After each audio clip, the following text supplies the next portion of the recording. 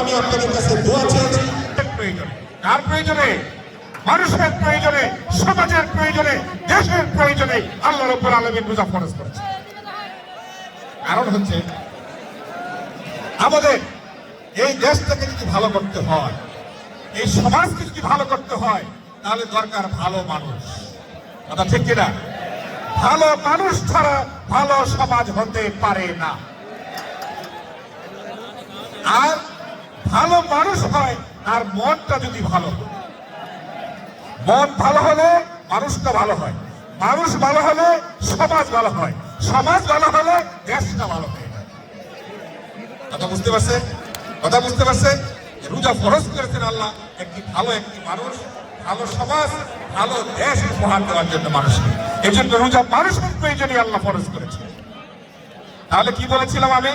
যে ভালো মানুষ, ভালো সমাজের জন্য দরকার ভালো মানুষ, ভালো মানুষের জন্য দরকার ভালো মন, আর ভালো মনের জন্য দরকার তাকওয়া। কি দরকার? মানুষের মনে যদি তাকওয়ার গুণ সৃষ্টি করা যায়, তাহলে সেই লোকটি ভালো মানুষ হয়ে যায়।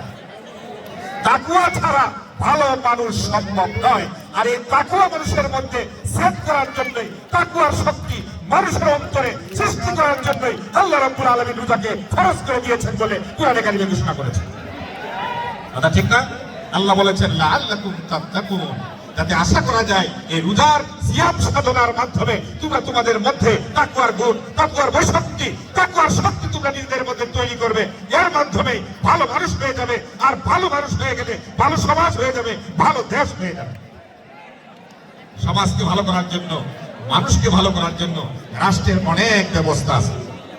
সেখানে গোয়েন্দা বাহিনী আছে, পুলিশ বাহিনী আছে, র্যাব বাহিনী আছে, আর্মি আছে, তারপর আর কত ধরনের বাহিনী আছে, কোর্ট কাছারি আছে, আদালত। এখন যদি আপনি একা থাকেন, খাবেন? রোজা রেখে খাবেন? কেন খাবেন না? কার ভয়ে খাবেন না? পুলিশের ভয়ে, আইনের ভয়ে, কোর্টের ভয়ে? আল্লাহর ভয়ে আপনি খাবেন না। এই আল্লাহর ভয়ে যখন আপনি রোজার দিন খান না, তাই আল্লাহর ভয়ে যখন মাল বিক্রি করেন, তখন তো ওজনে কম দেন না কেন? কম দেন কেন? হয়ে যায় ভেজাল বিক্রি করি আমরা, রমজান মাসে দাম বাড়িয়ে দিয়ে ইচ্ছা করে। এই সময় তাকে কোথায়?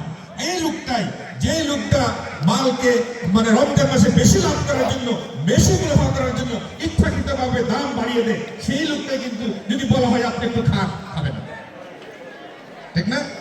এই যে এই খাওয়ার ক্ষেত্রে আপনি আল্লাহকে ভয় করেন, ওই ভেজালের সময়, ভেজাল মিশ্রণের সময়, ওজনে কম দেওয়ার সময়, ওজনে বেশি দেওয়ার সময়, এবং মাল ইচ্ছাকৃতভাবে দাম বাড়ানোর সময় আপনি আল্লাহকে কেন ভয় করেন? এই জন্য সব জায়গায় আল্লাহর ভয় যদি সৃষ্টি করা যায়, সকল ক্ষেত্রে, সকল জায়গায়, তাহলেই মানুষটাকে ভালো বানানো যায়। আর রোজাকে এই জন্যই ফরজ করা হয়েছে, এইভাবে প্র্যাকটিস করানো হচ্ছে। আপনি যখন একান্তে থাকেন, এত পিয়াসা, কঠিন পিপাসার সময়ও আল্লাহর ভয়ে আপনি যেভাবে খান না, বাস্তব জীবনে নিজের সার্বিক অবজীবনের সকল জায়গায় আল্লাহর ভয়ে সকল নাফরমানির কাছ